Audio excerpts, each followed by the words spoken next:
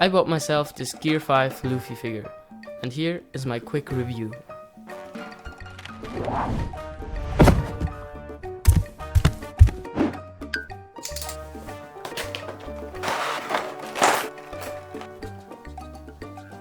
I was greeted by the most annoying thing on this figure, but more on that later.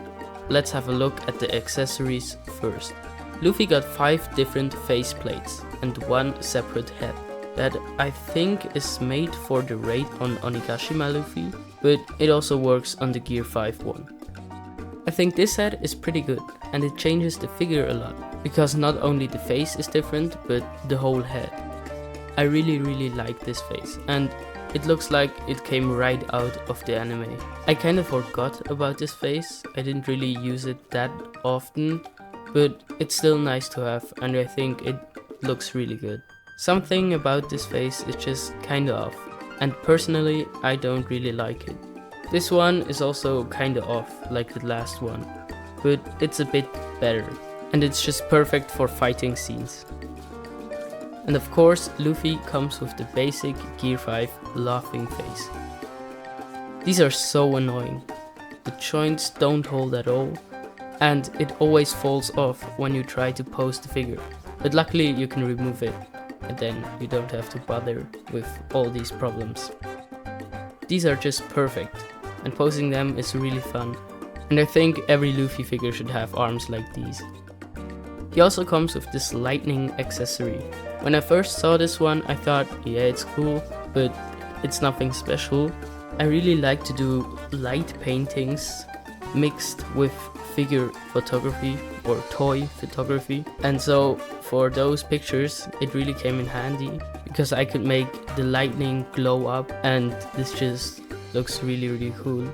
And I really like the effect of it. So the lightning has become one of my favorite accessories for this figure. Luffy also comes with a straw hat that you can put around his neck. The figure comes with 4 different pairs of hands. Fists, natural, I don't know how these are called, and grabbing hands to hold the lightning. But let's talk about the elephant in the room, the rubber limbs. While I do think that the rubber on the long arms is really great, I'm not really a fan of the normal arms and legs. Sure, it fits to Luffy, but the articulation could have been much better. And damn, these arms are hard to move. But even though they are bad, I think they are still a bit overhated.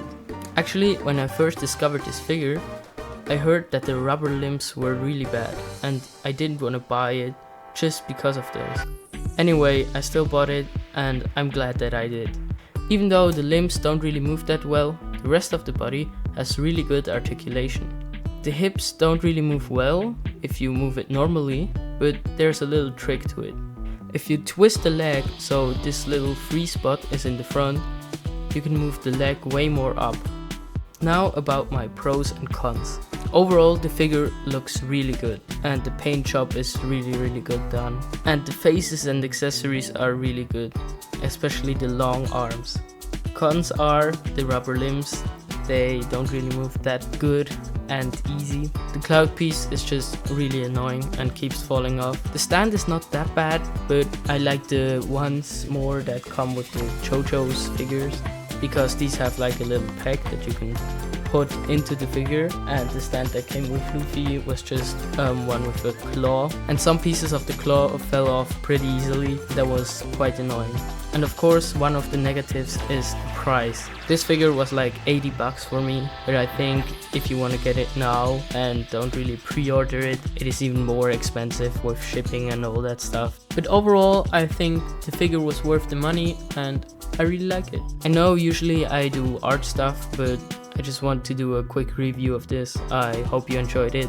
And please go check out my stop motion animation of this figure, because it took really long to make and it's only like 1 minute, so please go watch it and see you next time. Your Artistic Ape.